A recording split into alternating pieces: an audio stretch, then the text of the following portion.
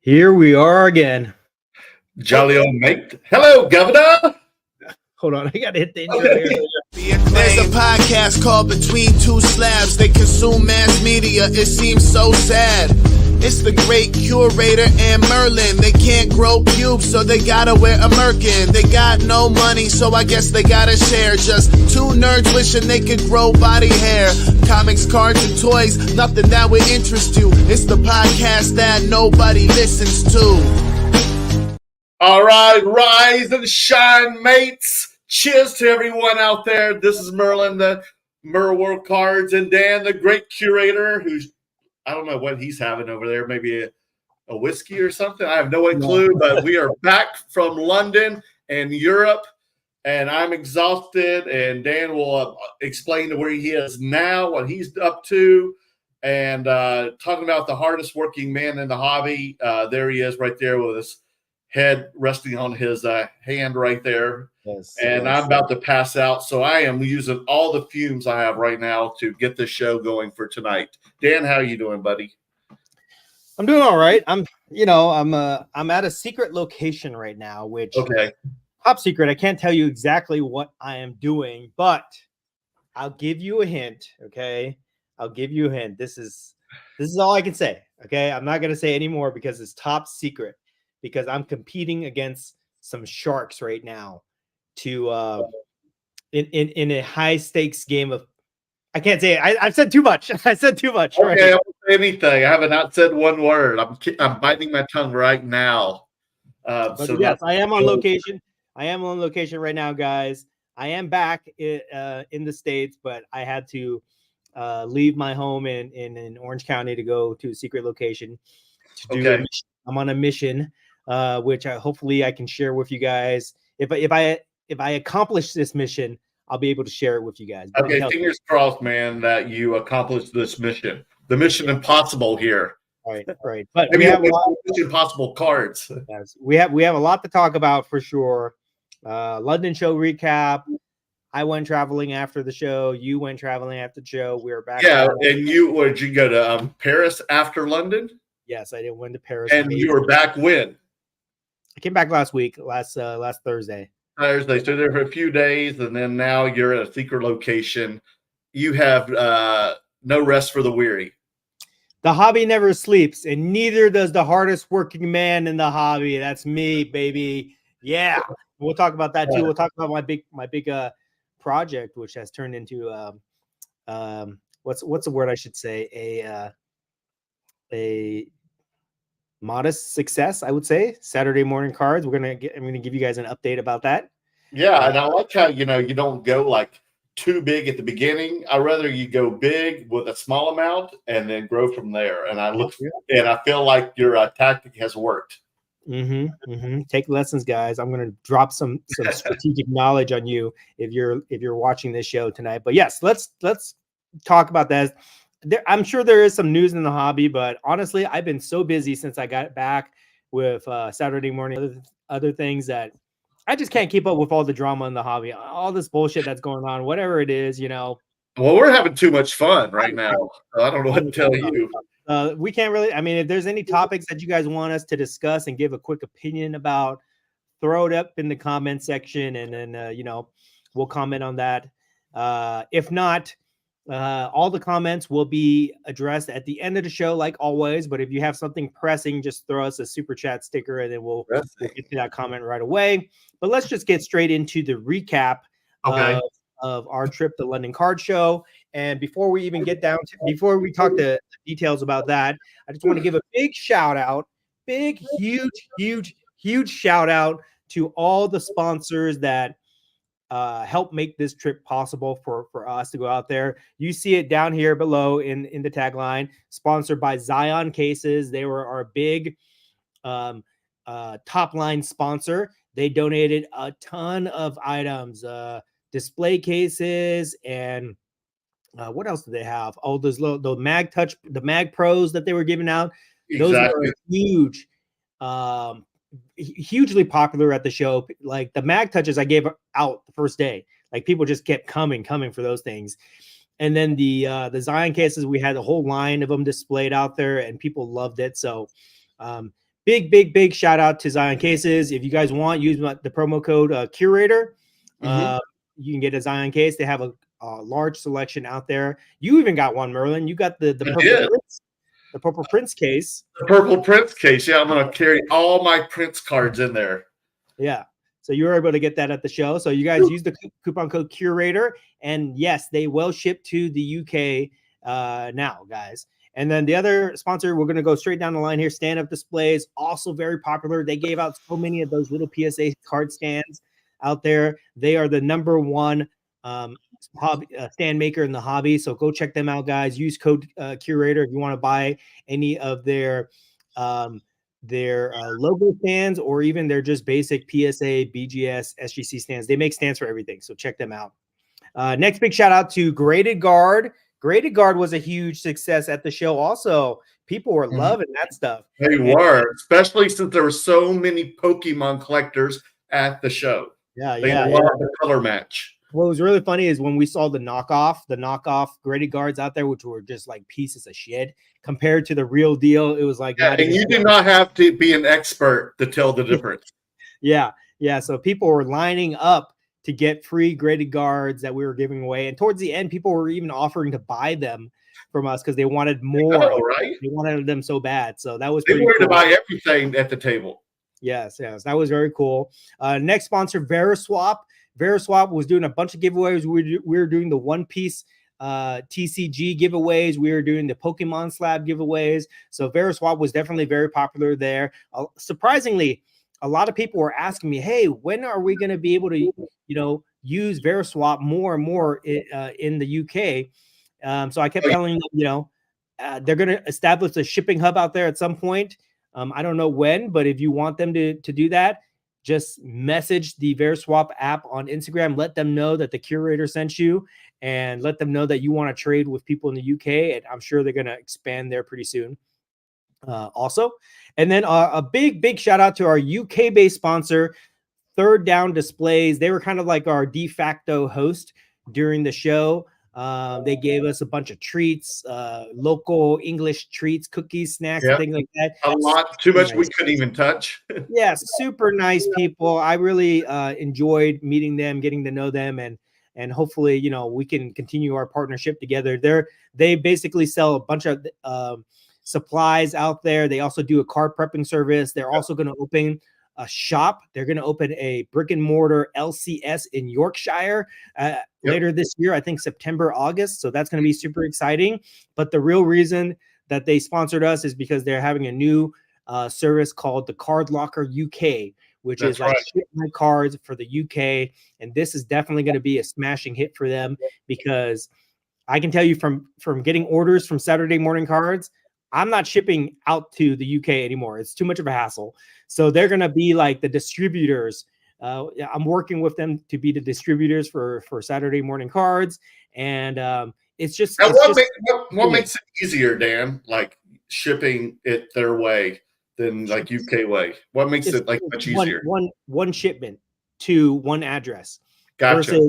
Versus having to ship all over the UK and having to go through all the custom forms and the different type of shipping methods and stuff like that.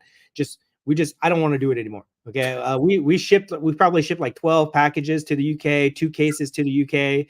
And it was a pain in the ass, dude. I just like, I don't even know about next time.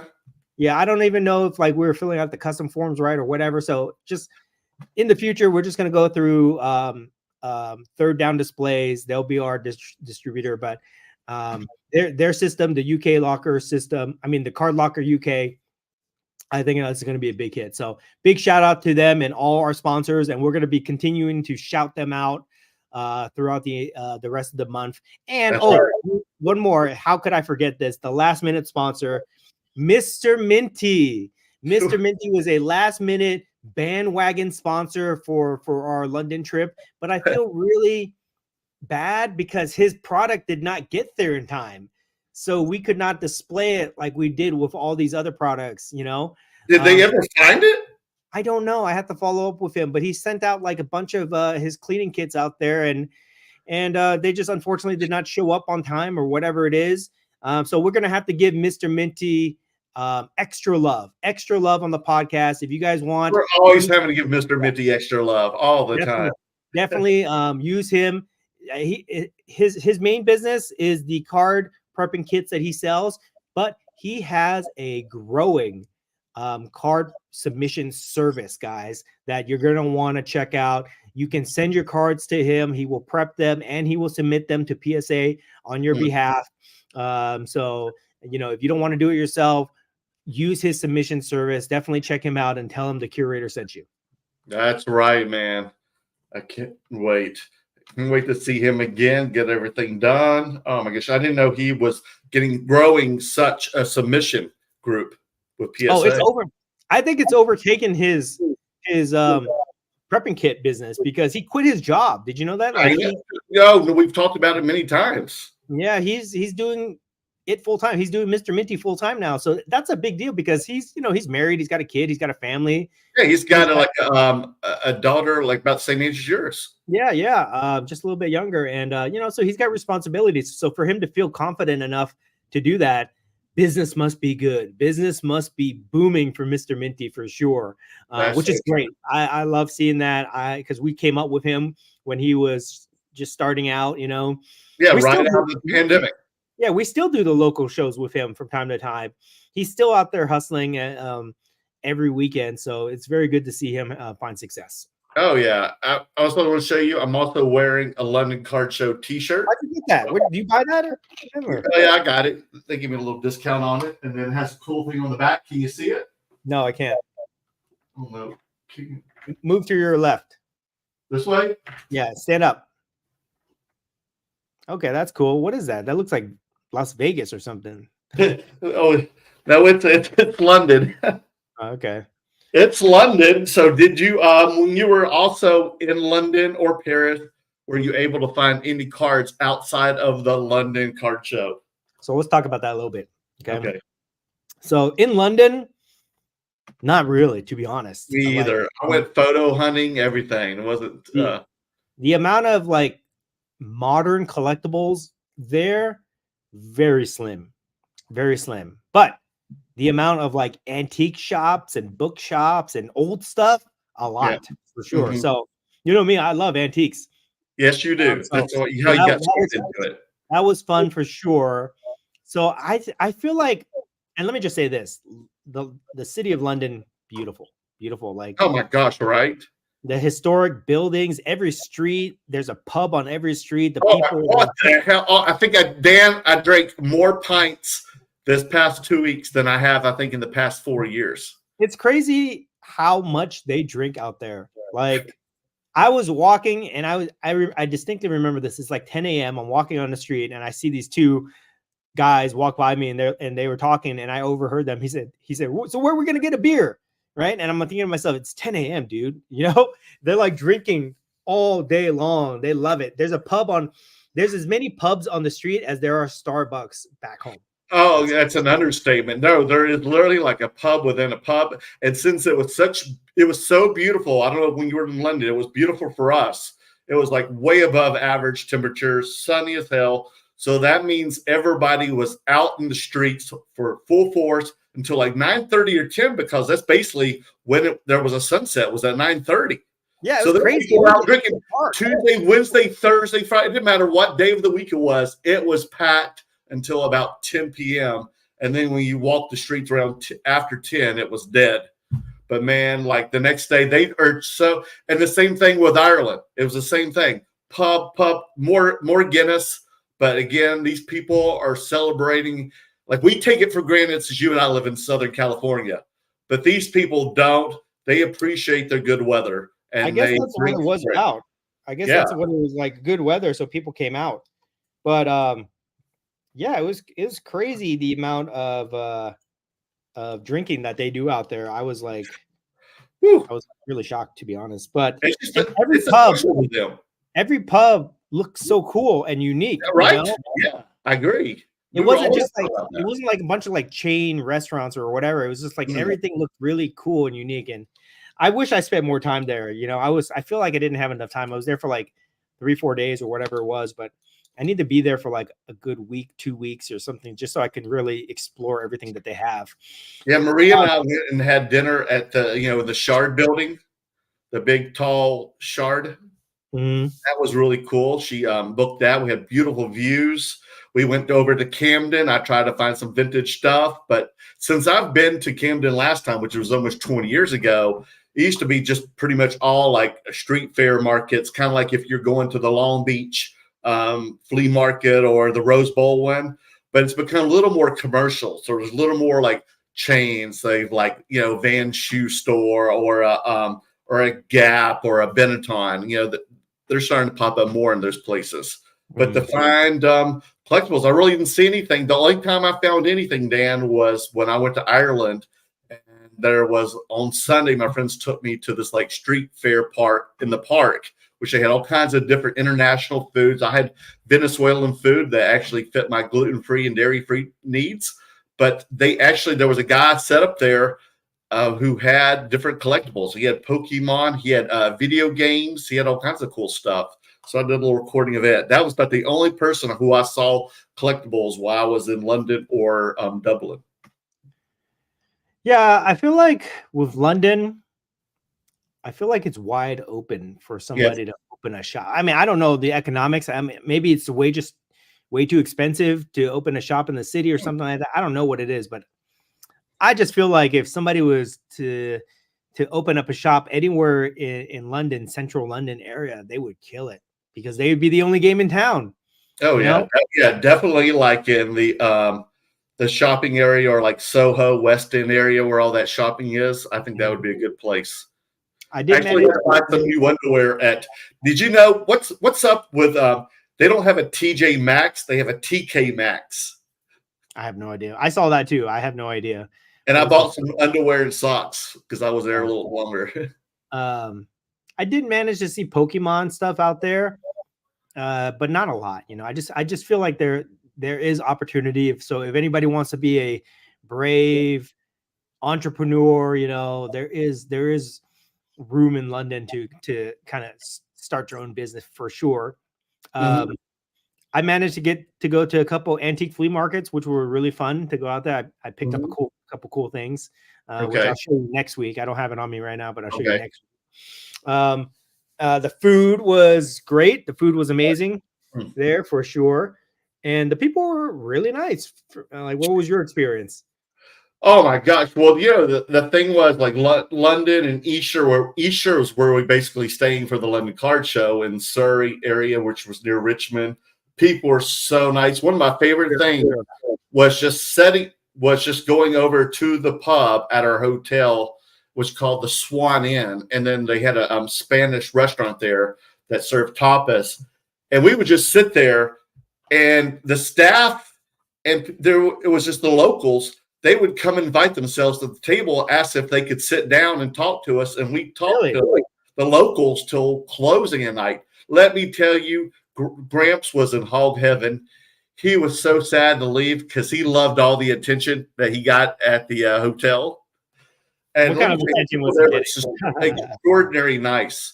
Yeah. And then you go to London, people are there so nice and proper, but still, I really enjoyed having another experience, just enjoying like the locals in the more like suburban area of London. I never had that experience before, and I'm glad I did. Talk about that. Talk about like the properness, right? It's like right. I just feel like the accent just makes them seem classier to us. And just like when I got back to America, I was just like, damn, it's like, how can I say this without offending people? I know, right? The Brits are just way classier. I'm just going to say. Yeah, even at the show, right? Yeah. They're like, sir, do you have any room on this? Do you mind if I like offer you another price? They ask you first before they did it. They have good manners for sure. So yeah, I loved every aspect of London. Let's talk about the London Card Show. Okay, shall we? So it was a little bit different for both of us, right? Like I was there pushing the sponsors primarily. I had like a small amount of inventory. You brought a lot of inventory, surprisingly. So you were there primarily as a seller. So we had two different objectives. And I wanted to go around. Yeah, and I went to go around interview people too, which I learned a lot from those interviews. Interviewing a lot of vendors. I mean, there were vendors there from China who had moved actually from China to London and started up card shows. All these people were, a lot of these people who I talked to had moved from somewhere else to start a card show in the London vicinity. So, like, be it Pokemon or the Chinese couple that I met, they also had a lot of sports and stuff. So it was interesting. Yeah, I would have a different game plan next time I go. This was pretty much for you and me, regardless of what we were there for. It was definitely an experiment and a way to meet a lot of people. First of all, meeting people, the PR, the marketing for Between Two Slabs was priceless. Oh, they met met a lot of people. Yes. They love us for sure. And now, since we're on it real quick, before we kind of gloss over this, you hit a big milestone, buddy. Yeah, thank you so much. I got over 1,000, and because of that, we will have some giveaways in the next week. Guys, Merlin is over 1,000 followers, subscribers on YouTube. We don't have to listen to him beg you to follow him anymore, guys. It's over. Well, still follow me if you don't follow me. Okay, come on, give me a break. But those people monetize his channel. The Londoners were so nice. Like, they did all they could to make sure I got over that hump. And they made sure I had over 1,000 people by the live stream on that trade night on Saturday. So thank you, Great Curator, and thank you, London Card Show. Also, I want to congratulate Gray Jedi Collectibles and Kelly Graham, who's a cheeky goth 666. You mean the Card Ninja? Did you confirm it? Is he the card? I don't know. Yeah, I can't say anything. I know. I think we may be talking too much. That's off record. Anyway, they won the Piggy Banx card. They worked their asses off on Saturday to trade up to make sure they did Curator's task by Saturday. They won the beautiful card. I know they put on Gray Jedi Collectibles, has done some posts of the card itself. So check him out on Instagram at Gray Jedi Collectibles and Cheeky Goth 666. Very nice couple. I made them work for it. I did not give it away. Oh my God. I thought you were going to make them do like 1,000 push-ups and sit-ups next. They were like just sweating to get there. Yeah. Yeah, I'm sweating, Dan. I turned them away like 3-4 times. I know you did. Oh my goodness. They earned it. They earned it for sure. And they were super happy. They were. That was pretty cool. Anything else you want to share about your experience? Yeah, there was an experiment because I really didn't know what to bring. You know, I should have asked Harry and some other people, but now that I really know Harry, I know the third down display guys, who I also want to thank, because on Friday I know they drove Curator and I around, took us to like the first trade night and just back to the hotel. So thank y'all guys for bending over backwards for your hospitality. We greatly appreciate it. But after talking to those guys, talking to all the people, what they were looking for, these people are super thirsty for American sports, especially American football. They love the Jacksonville Jaguars, the Minnesota Vikings, and New York Giants. Why, I don't know. But otherwise, the real reason is because those teams play once or twice per year in the London area. I know that Jacksonville Jaguars will be playing twice, I think, in Tottenham, which was only about 5 miles away from where we were at the card show. So that's their favorite team. Everybody was looking for T-Law, Trevor Lawrence. I left all my Trevor Lawrence rookie cards, all my autographs, every single one here. That was one player I was like, should I bring or not bring? And I didn't bring it. I could kick myself in the arse, as they say in England, because I didn't bring any of that. And if I had any of those cards, even my Leaf pajama cards, those things would have been bought. Or anything with the Vikings, anything with the Giants, sad, like Daniel Jones even. But that's what the people want, because that's kind of like their surrogate NFL teams. Next time I know. Also, Michael Jordan or anything big. Wemby was huge too. I sold all my Michael Jordan cards. I sold all my Victor Wembanyama cards that I had. Thank goodness I did some trading on those when I was here last at the Premier Card Show. Otherwise, I wouldn't have had that stuff. But man, next time I will bring more big-name basketball players, the Trevor Lawrences, and some more American football, even some baseball. They were looking for anything like that. Baseball. They were looking for baseball. they're so eager, and what these people are, and they're not going to spend anything over $500, except maybe for the Piggy Banx cards that you sold. But that's about it, man. They're going to spend underneath 500 because, like these said, these people are collectors right now. They're not quite investors. They're not out to flip anything. And for that, they just want something. All my Michael Jordan cards that were like PSA 10s around the 100, 150 range, all gone. The same thing with Wembanyama. I had some like PS 9s and some 10s, $100 range, gone day one. But I wish I had a Taylor Swift, super fire. Billie Eilish, super fire, got wiped out of it. Wish I had more. That next time, that's all I'm going to bring. I'm not going to bring. And some wrestling was on fire too. Wrestling. How about you, Dan? What did you? What was the term that you used to describe the demand? You said they were what? Thirsty. Thirsty. Okay. Let's talk about that. Let's talk about thirsty cards, okay? Because there was an incident that happened to you at the show when the London promoter. Okay, let me tell the story. Don't interrupt, guys. If you didn't follow us, just me, Dan. Real time in London. It's on Sunday, first of all. There's a time zone difference, but let me tell you guys what happened. All right. The smut cards that Merlin has been peddling has finally caught up to him because just on Sunday you brought your nudie smut cards. They're not nude. They're not nude cards, man. Apparently, several parents found it. What's the word? Just found it to be inappropriate for a card show that focuses on children. And they complained to the promoter, and they actually had to come to your table and tell you to remove all your smut cards because it was offending the conservative sensibilities of the London show attendees. How did you feel about that? First of all, they're none of these cards were nudie. They're either were lingerie. You had stickers over their nude parts. I didn't bring those cards. I didn't bring those cards because I was scared to get caught in customs and I would be kicked out of customs. I didn't bring the sticker cards. Okay, first of all, these were appropriate. I mean, anywhere else they'd be appropriate. Appropriate. Okay, but they were they're just from real photos and then AI'd a little up and little enhanced. Okay, yeah, right. And then so they tell you. Harry from London Card Show goes, Merlin, you can bring those on Saturday, but Sunday is a family affair. Please do not bring those. No, you remove those. Quickly, I didn't argue with them. I don't want to cause any wrinkles with the London Card Show or the people. They're so nice. So I just said, yeah, I called Harry, yes, sir, I will. And then I proceeded to wipe him up. How embarrassing for you to have to.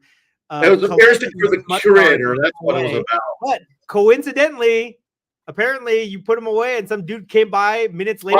Putting up, some guy goes, oh, where's all those cards? I want them all. He was also a vendor. And while I was taking them out of this display case and put them into a shoebox, he proceeded to buy them all from me. Oh boy. And he loved it. If I knew at one of these shows they were gonna come get you. And then another vendor came by and goes, oh, do you have more of them? And I was like, oh, I sure do. So I was able to sell them all and not take any of them home. Great. I'm not even going to say it. I'm not even going to make fun of those people. But you, so it finally happened. It finally caught up to you that you were nearly kicked out. You were nearly banned from the London Card Show. Well, one dealer goes, I don't see what's wrong with that. I'm selling a Hitler card at my booth. Oh boy, let's not get into that. Let's not go down that road. I was like, whoa, okay. TMI, I didn't want to know. Okay. But I thought that was really funny. My experience there, to be honest, I didn't sell that many cards. Personally, I did not sell that many cards. Yeah, I brought cheap stuff. I brought my dollar box. I hauled my dollar box on my back in my backpack all the way to London. And I must have sold maybe 30, 40, which is a good amount, but not. I thought I was going to sell them all, to be honest. So barely sold that. Barely sold any slabs. towards the end of the show, I did make 2 big deals with my Piggy Banx cards. You did. Yes, you did. I traded 2 of them, and I sold 1. So the Piggy Banx cards saved the day for me. They were very, very popular. They are. People who didn't know who Piggy Banx were when they came by my table, they stopped in their tracks. That's so true. They're like, what is this? What are these? And I think they were a little shocked when I told them the price on it. But a couple people paid up for it. So that kind of saved the show for me. But other than that, I didn't sell that many slabs, to be honest. I found it very difficult to move any cards there. And I think it has to do with, I don't think it was my price point. Because No. I had stuff under $100. I think it was just my inventory that they were not. There's just not a big demand for like Marvel cards, Star Wars cards, wrestling cards. Wrestling was pretty good still for me too. I did pretty well with that. But if you had if you had 5 to 10 pound cards, which the pound is like I think what $1.25 to the American dollar. Yeah, per American dollar. So it's not that much. So we just, Dan and I think you did too. We just kind of kept the same amount, the dollar. So if we had it like $10 here, it was going to be 10 pounds there and then negotiate. But if you had like cards like 10 pounds to 20 pounds of Tom Brady, Trevor Lawrence, all the big quarterbacks, star football players, Michael Jordans, you would have sold every single one of those cards. Really? Yeah, you would have. If you should put those in like 1 touches or whatever, 50 pounds, $50, $100, 100 pounds, all the same. But you just got to be in that range. I discovered it's a different mindset out there. They're not flippers. The people that I encountered, they're not flippers. They're not going there checking the comps. They're not trying to say, okay, I'll give you 70% for this or whatever, right? They're collectors for sure. And they're looking for things that, interest them or specific things for their collections. And they don't even haggle about the price too much. If they see it, they want it, they'll buy it. You know what I mean? Mm-hmm. So it's definitely a different type of crowd out there for sure. But for me, again, my objective was to push the sponsors that helped me get over there. So Zion cases, stand-up displays, Great Guard, Veriswap, third down displays, Mr. Minty. So the majority of my time was spent promoting those products rather than trying to sell my own inventory. Right. If I was there just selling my inventory, I don't think it would have been a great show for me, to be honest. No. But like you said in the beginning, we were there mainly for exposure, for the Between Two Slabs brand, for our personal brands, social media accounts, and in that regard, huge success. Huge. Like the amount of marketing and exposure and interactions that we had with people out there, like that, like if we were to put a dollar amount on that type of exposure, it would be tens of thousands of dollars, I think. Yes. Of what we would have to pay to get that type of marketing. So that was a huge success. I did end up okay selling my stuff at the end because of my Piggy Banx cards. So I'm not going to complain about that at all. Right. And then the feedback that I got from pushing the sponsors, that was huge. So that was a lot of fun. The show itself, way bigger than I thought. Honestly, I thought it'd be like maybe a premiere show, Brea size. Right. Me too. Like 200 tables, but in a small area. The venue was huge. This is also PSA's first time there at the show in London. Yeah. The show was big. The show was definitely bigger than I expected, and it was packed. On Saturday, it was packed. It was busy. There was good energy in the room, good vibes. Interesting to see how the promoter runs the show out there, because they do things differently than we'll do here. Like one thing I thought was very kind of odd was that they rent display cases, but they're essentially free. You give up like a $20 deposit, right, and then you get the deposit back. So they basically supply this per day too. Per day. Yeah, per day. So I thought that was interesting. The display cases they use are not that great, though, to be honest. They need to switch that up to better display cases.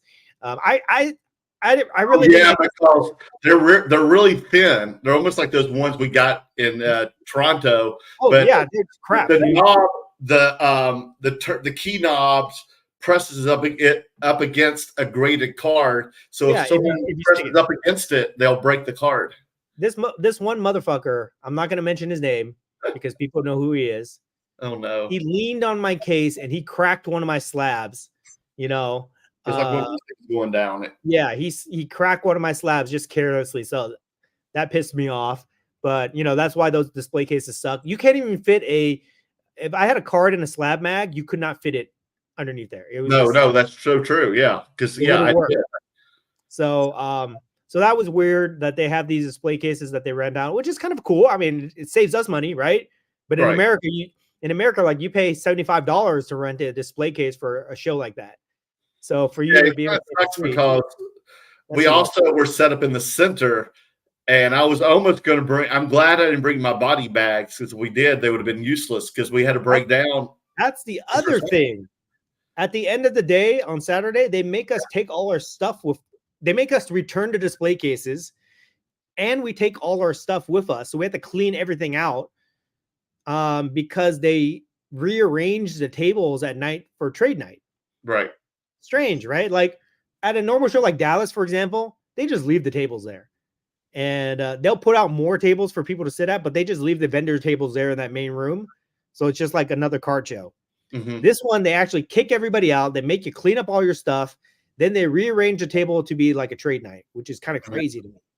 It doesn't seem very efficient, to be honest. Well, at least they reserved us a really good spot at trade night where we could see the entire show in the background. Yeah. Did you sell anything at trade night? I think I saw maybe one thing. That was the only place where I sold photos. That was not that much. A few photos. That was it. Yeah, not that much.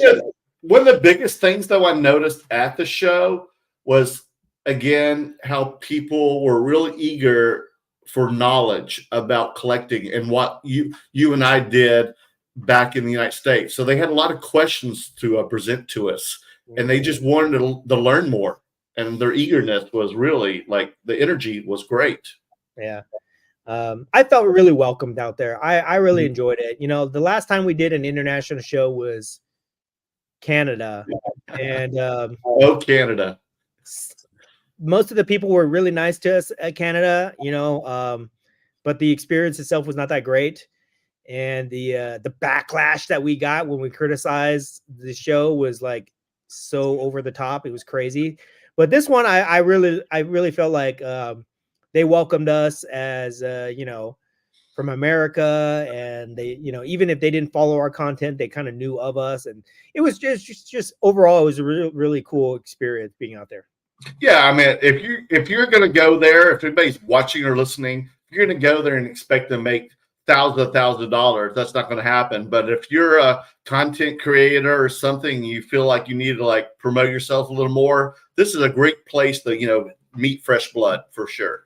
Yeah, for sure. I feel like the UK market is still emerging, and there's a lot of room for them to grow. And it's really funny because I did a panel. It was me, Mojo and Roth, and 2 London content creators, and it kind of turned into like an American versus UK panel talking about why the hobby is different in America, why is it better, or vice versa in the UK. And it was very interesting. And then it became kind of competitive when we were having the panel. Really? Because like the UK people, including Harry, the promoter, he was the moderator of that panel. Okay. They kept acknowledging that yes, the US market is bigger than the UK, but the UK is strong and we are growing and we are not that far behind. Like they were very proud of their community that they were growing out there, and I thought that was super cool. Mm-hmm. I definitely feel like the London Card Show reminded me more of like a Collecticon than a sports card show, though, because I feel like it was pretty much 90% TCG.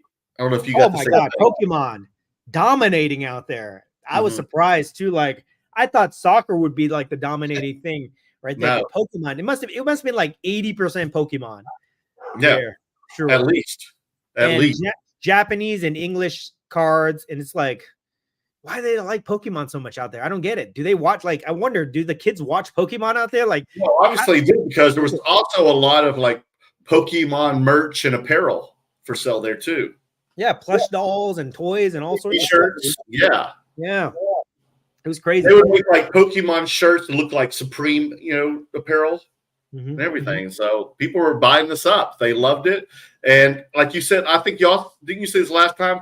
They love putting cards in binders there, which you don't normally see at other shows here. There are a lot of binders everywhere. Yeah. Even with the sports cards, they put things in binders. It's definitely a different crowd. I feel like it's crazy because if you step out of the US bubble, hobby bubble, you can see that pretty much everywhere else in the world it's collector based. For me, I've been to Japan, I've been to Korea, I've been to Thailand. Now I've been to definitely there. I've been to Paris. I've been, Canada. It's like, well, I don't know about Canada. Well, yeah, I would say Canada too. It's collector based. They buy cards for their collection.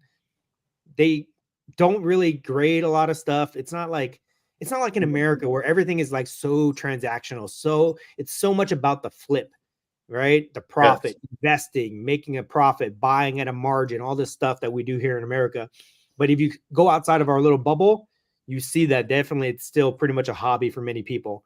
And I think that's a great thing, that they haven't been corrupted as much as we have here, but I feel like the collector focus is coming back as the main topic of mind here in the US right now that prices aren't as crazy as they were a few years ago. But it is a stark contrast when you go to a different country and you see these card shows. That's so true. I mean, we even had Josh who sells nothing but Pokemon, and I thought he was going to slay it there. And he had a lot of his Pokemon. He had all his top shelf Pokemon stuff, like $1,000 and more. They loved looking at it, but no one was going to touch it with their wallets. That's just way over their, out of their league. And he even tried to work the floor on Sunday, trying to move stuff, and it just wasn't working for him. So next time he knows, also don't bring a Pokemon card over $1,000. Yeah. I think he did do a trade at the end of the show that saved the show. Because as I was walking out, we were walking out together. I saw him do this huge deal, like 20 card trade deal that he said saved the show for him. So good for him. Good. You know what was my best seller at the show? Yeah, what was it? The card that you have on the shelf right over your shoulder, the Steamboat Willie Saturday morning cards. I brought 17 boxes there and they were gone. You brought 17? Yeah, they were gone within half the day on the first day. Yeah. Do you wish you'd have brought more? Yeah, I wish that was the only thing I brought, to be honest. Yeah, I know, right?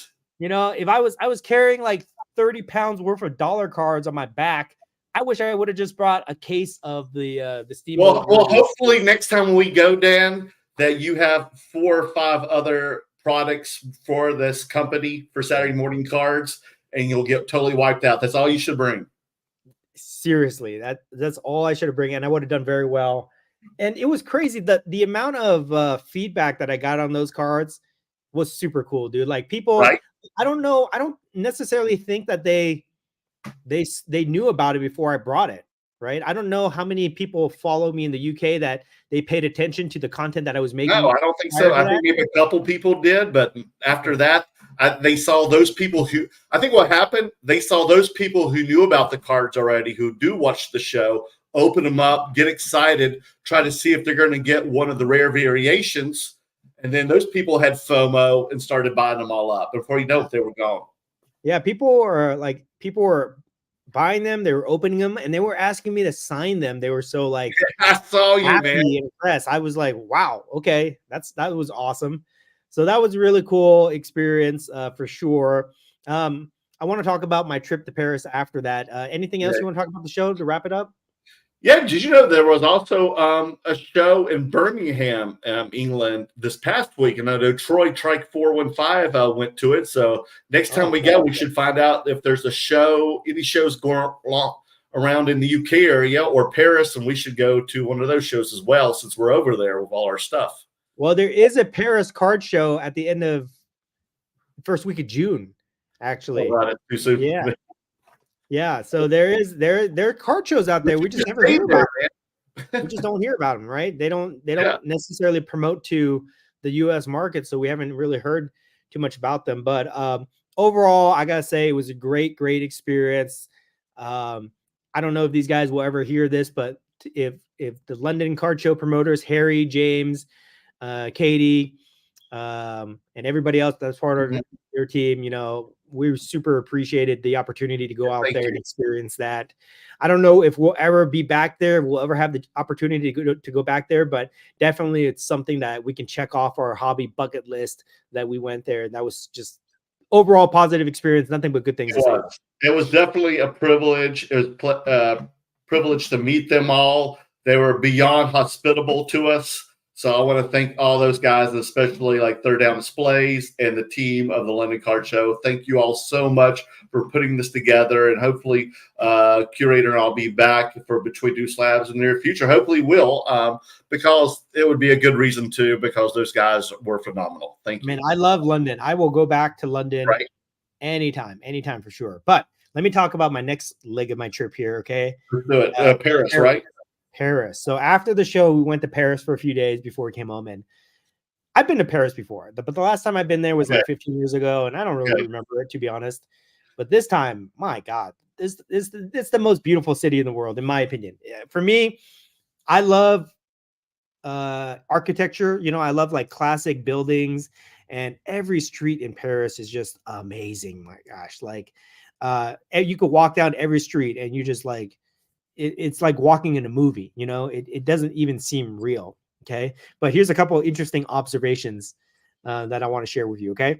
So, you know, in London, we were just talking about like how they have like a pub on every corner and people are drinking all times of the day. In Paris, they have like, you know, cafes and bakeries on every corner, but, and the food is amazing. We'll talk about that. But instead of drinking, they smoke all the time, dude. No, they did too in London and they smoke as much as Americans drink, you know, drink coffee. Basically, everybody's got cigarettes in their hands. Everybody's smoking on every street. So obviously, they don't care about lung cancer at all out there. Because that's the only thing I didn't miss about that. It's like their pastime. They love smoking. But then they have bakeries on every corner, and oh my gosh, it's so good, dude. Like what'd you get? Just basic sandwiches, baguettes, baked goods, everything out there just tastes better. And I think it has to do with the ingredients that they use. I went to a baguette festival where you could try like the top baguettes of independent bakers or something like that. Baguette convention. Yeah, it was amazing, dude. Like this, like for somebody like you that's like can't eat gluten and stuff like that, I feel like you could eat this stuff because that's what my Irish friends were saying too. Because have all the preservatives and crap that we have here. It's just way better. The food is amazing. And then the people, you know how people always say like the stereotype about French people are rude, right? Parisians hate Americans. That was not my experience at all. I thought they were the nicest people. Like they were, you know, they were so hospitable to me.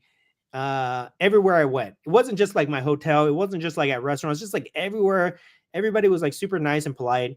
And there's something, you know, like how we said the English people are very classy, right? Something about French people or Parisians, I guess you could say, they just seem cool. They just like they look so cool. They every day I saw people like hanging out at the cafes, drinking a little wine, smoking a cigarette, speaking French. It was just like, man, these guys look so cool to me everywhere I go. Are there a lot of Vietnamese in France? Because I think there are. Since it was a French colony. I mean, you know, I saw Vietnamese people there. I saw Vietnamese restaurants there. There were a lot of Chinese and Thai in London. A lot. So that was cool. I just loved it. It like Paris is going to be one of my yearly trips now that I go on because what's your favorite restaurant? I just had such a great time there. I was eating like steak frites, you know, steak and fries out there. I was eating all sorts of baked goods, seafood. I mean, man, it was amazing. Okay.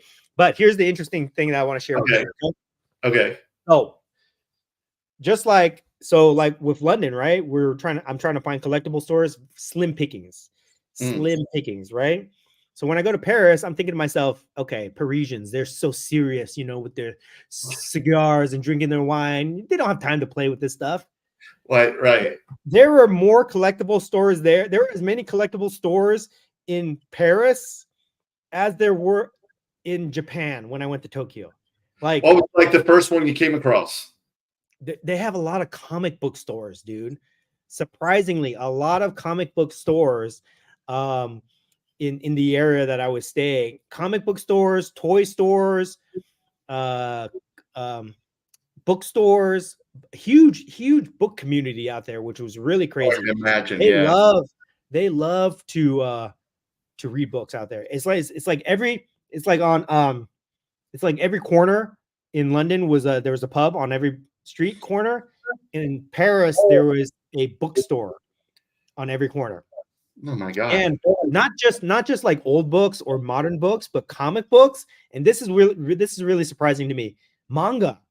They have a lot of manga books. Really? Manga stores out there. Yeah. Wow. They're huge fans of that. That was really surprising to me. And the books are in French.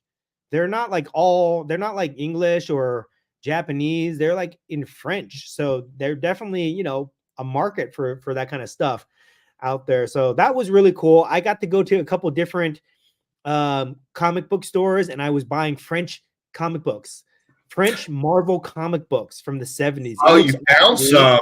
I did.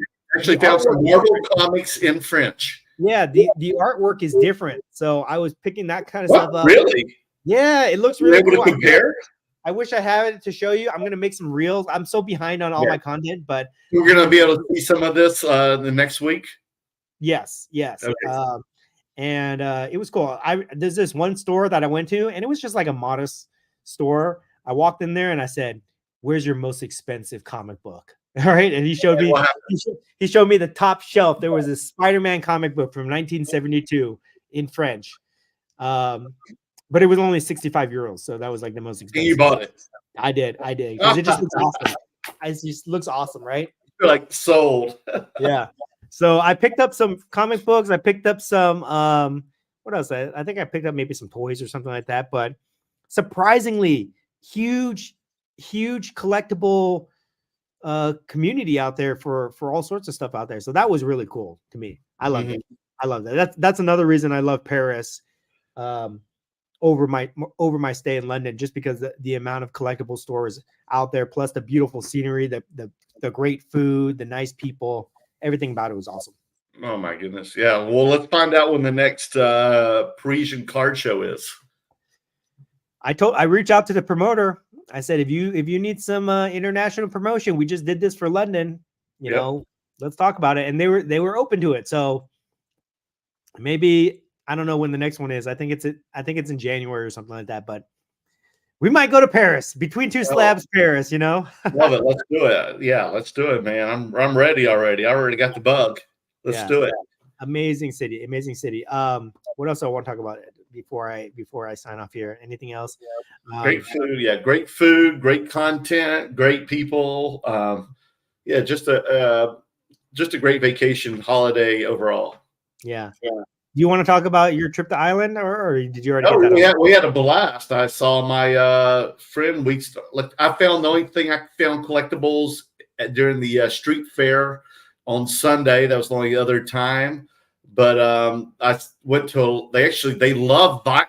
England also loves vinyl. They love vinyl music stuff. So there's a lot of vinyl there. Record store stuff day. I checked the prices. They were a little overpriced than I can get like in America. So, but it was still interesting. And when those people knew that I liked stuff, it was fun just looking through it all, like through the crates and old stuff. They had some cool old covers, but they love their music. Like I said, Taylor Swift, I got sold out of Taylor Swift. She was more liquid than sports cards. But I think that's wherever you go these days with her, Olivia Rodrigo, Billie Eilish. They were on fire. But yeah, we ate good food. I actually had a couple of Guinnesses. They did not affect me. Ate some of the English breakfast. I didn't touch the toast.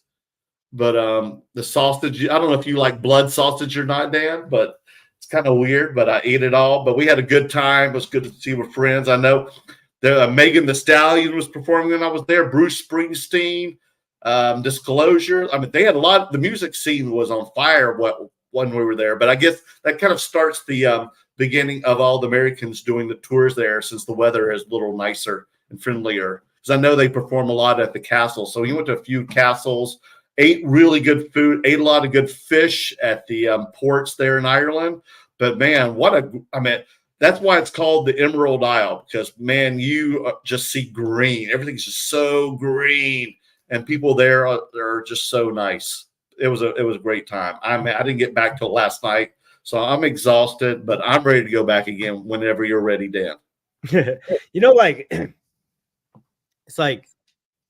It's crazy. It's I don't know, when you go to cities like that and you see the rich history and the culture, and then you come back to where we live, it's like night and day, dude. It's crazy.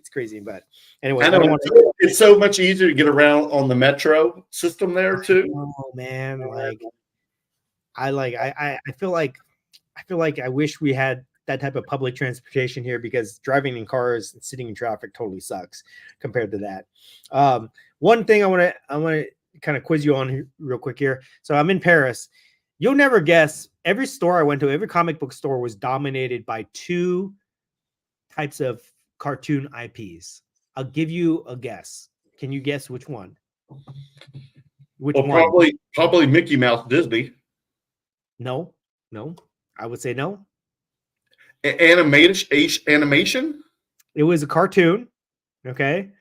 And one Tintin? Is no. Okay, Tintin is one of them. Yes, Tintin. Yeah, I got one of them. And then you'll never guess the other one. I was shocked the amount of merchandise and everything. Not Popeye, no. Is it American? I think so. Well, I know we had it in America. No, it's not Tom and Jerry. Is it something like that, like old or more newer? 80s. G.I. Joe? No. I'll give you one more hint. One more guess. Yeah. I'll give you one more guess. Okay. Are you not going to give me a clue? I'm just going to have to guess. I'll give you a clue. Okay, a clue is that they're make-believe creatures. Smurfs. Yes. Smurfs. Yeah. Smurfs dominate out there, dude. Smurfs are really? like Mickey Mouse out there. It's crazy. Every store you go to, Smurfs, books, toys. Like, you never see that here in America. You never see anything. But you go out there, they have entire stores dedicated to Smurfs, and not just like low-end toys. Like, I went into the store, they had Smurf ceramic statues that were like $2,000 a piece. What? It was crazy. Yeah. But they love it out there. They love Smurfs. Did you ever figure out why? Why they love it? Yeah. And you don't see much of it here in the United States? I have no idea. But I'm curious now. I'm curious to see if there's any play on Smurf stuff. So, but that was pretty cool. And then here's another thing. I want to make this observation, okay? Which I thought was I don't know what to make of this, okay? So I'll get your opinion.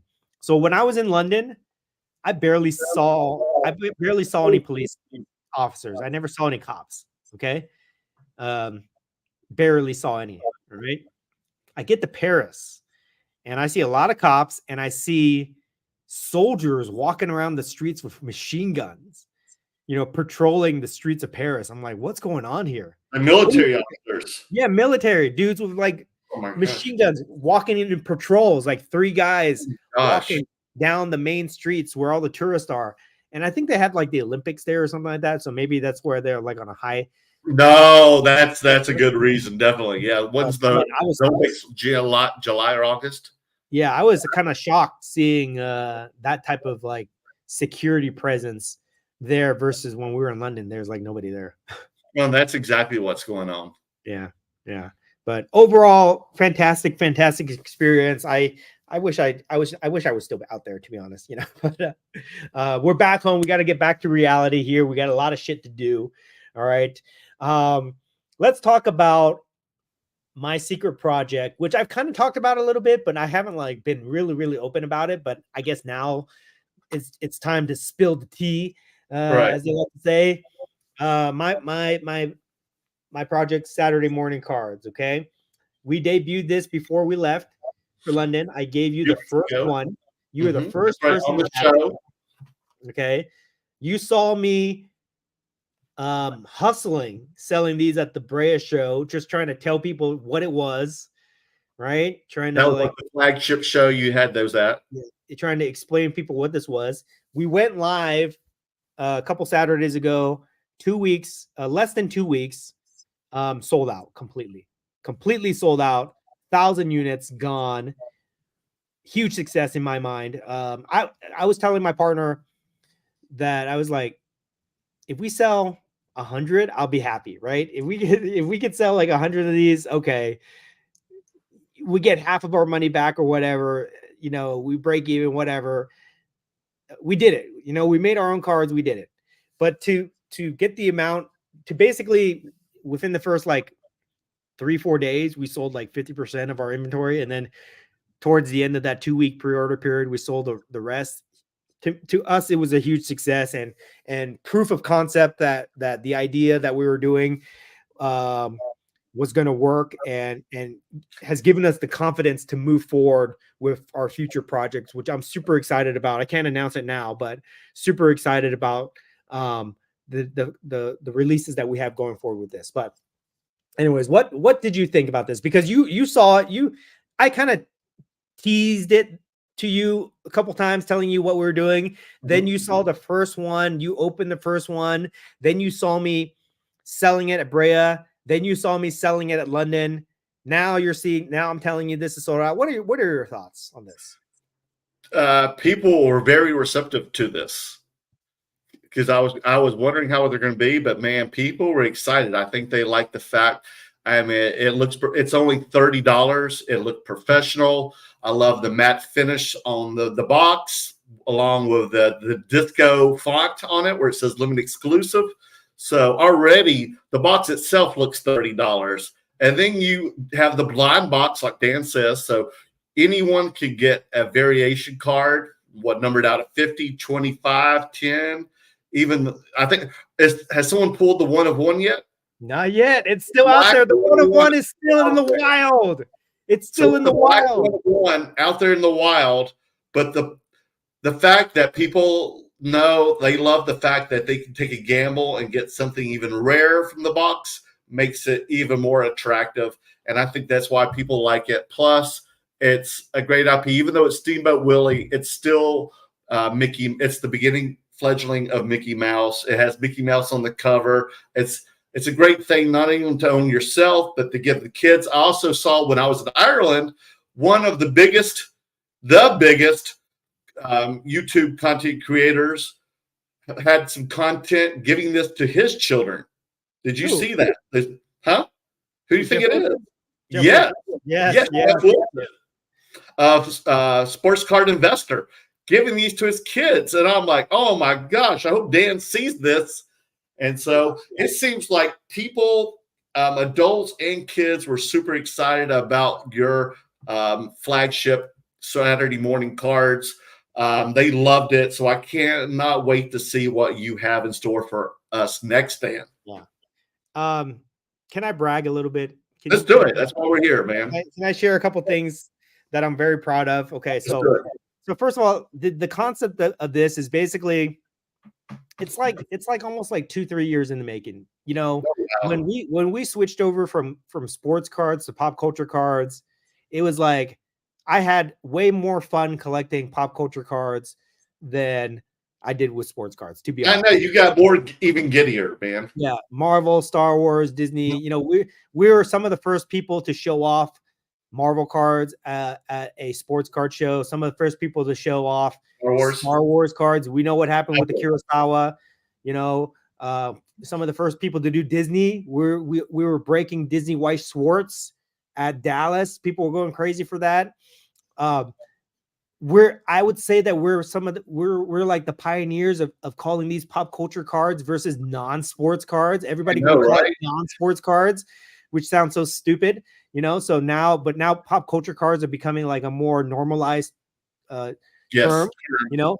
Even wrestling cards, we're bringing those, you know, to the forefront of everything. So it's like the idea of pop culture, of cards in the hobby with pop culture IPs has been something in my mind that I've wanted to do for quite some time now, for a few years. And then finally, the opportunity came up to partner with somebody, one of my friends in the hobby, Mo Paper Gems, to partner with him to kind of take this project on and put it out there. And we created this like, you know, I'm trying not to be the face of it. You know, I like on the Instagram, the Saturday Morning Cards Instagram, you're not going to see my face on there. You're not going to see the Great Curator, whatever. Right. I want it to stand on its own, which I think it did. Right. But, you know, this was like my passion project for the last year. I conceptualized this whole concept. You know, I came up with the single card blind box design. Originally, we wanted to do like a hobby box release, right? And multiple cards, like the traditional method. But I said, let's try this single card blind box design. I was taking elements from toy collecting, which they've been doing for a little while, that I've been talking about, the blind box toys that are coming out of Asia, the Pop Mart cards, Pop Mart toys. I've kind of like taken those elements and put it in this. I came up with the design of the card. Okay. The idea to use Steamboat Willie, since it's become public domain, I came up with the design of the card. I came up with the design of the box, my idea to use the snap closure, all that stuff. I wrote the bios. I did everything. My hands are all over this project. So I'm very proud of the success that it's found so far. But a couple of very interesting things happened in the last 2 weeks. Number one is that it did sell out. It did sell out within the pre-order period. So I was very happy about that. I thought I was going to have to be slinging these things at the Brea show for a couple months to get rid of them, to be honest. I was like already planning to myself, okay, if I do like 3-4 Brea shows over the next couple months, I'll be able to sell the inventory, right? But luckily, they were gone like 2 weeks, man. Yeah, less than 2 weeks. Sold out. All the cases sold out. You know what's funny? When we were initially trying to sell these, we were going to pitch them to breakers, right? Because that's the easiest way to get rid of a bunch of boxes. So me and Mo, we were going to breakers that we knew in the hobby, and we say, hey, you know, we got this product. Do you want to try it? You know, like this would be great. You know, and you know what the response that we got? What? No, pass. Whatever that is, we don't want it, basically. And then the people that said that they might take a chance on it, they said, oh, we want wholesale price, like 70% off wholesale price, basically. For us, 40%, basically. Yeah, for us to take this off your hands. Oh, take it off your hands. Oh my goodness. Yeah, and at the time, me and Mo were like, we were kind of discouraged. You know what I mean? Like, yeah, I can understand why, man. And then we were like talking to each other and like, you know what? Fuck this. Excuse my French. You know, let's put it on us. Let's put it on us to sell this product. Okay. We don't need to wholesale this. We don't need to do this, you know, to give this product away. Let's put it on us to sell it. Right. Right. That's why you saw me at Brea.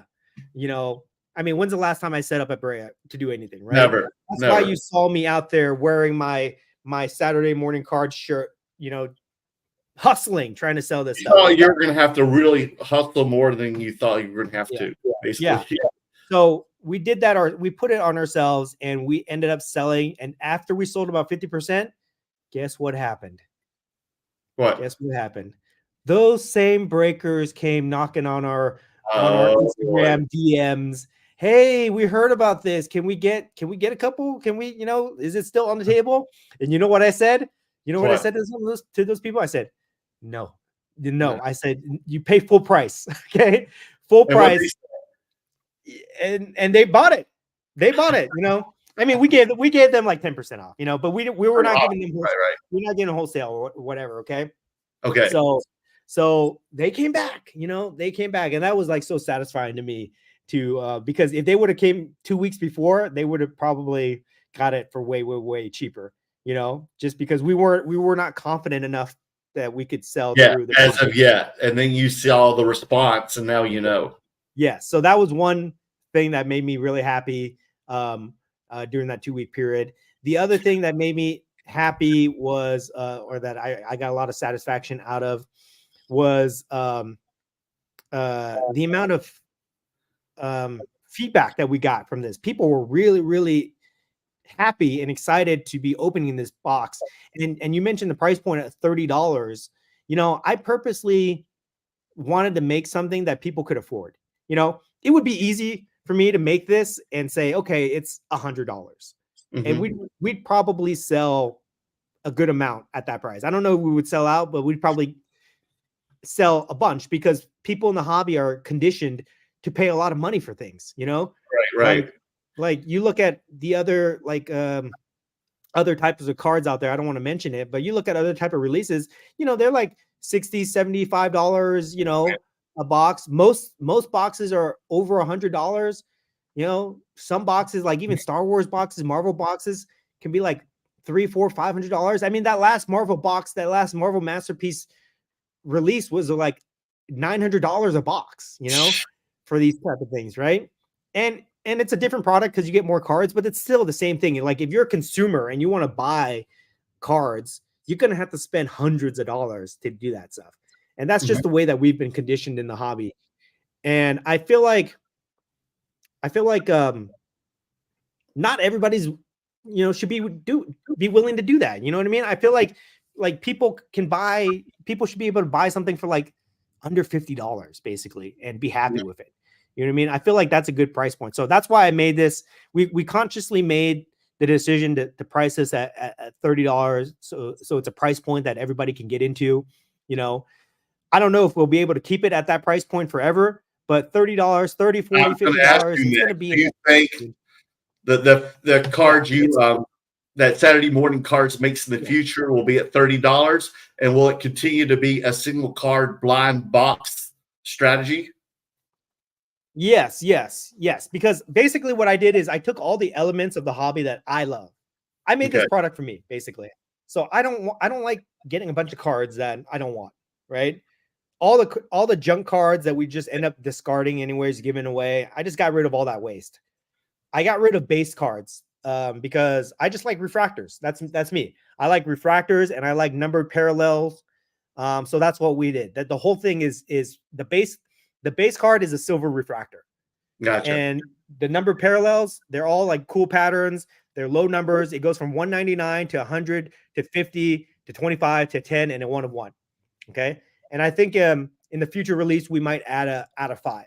But it's going to be like that. It's going to be all low number. The entire print run for the entire collection is only 1,000 cards.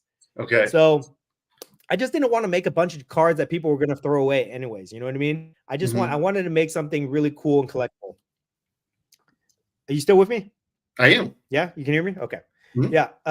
So that's the idea, but I wanted to make it affordable for anybody. If they had even $30, I shouldn't say affordable because like some people don't have $30, but I wanted as many people as I could. No, I think it's a good thing. I mean, I just hope you're able to keep that up at that price. I don't know because it looks way more than $30. Well, the appearance of it definitely is.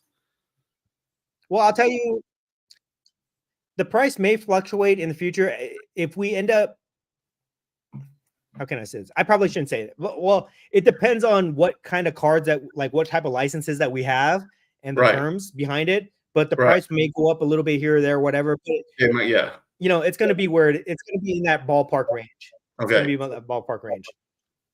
But here's what I'm really proud of. Okay, I have no control of this. I have no control over the secondary market. All right, correct.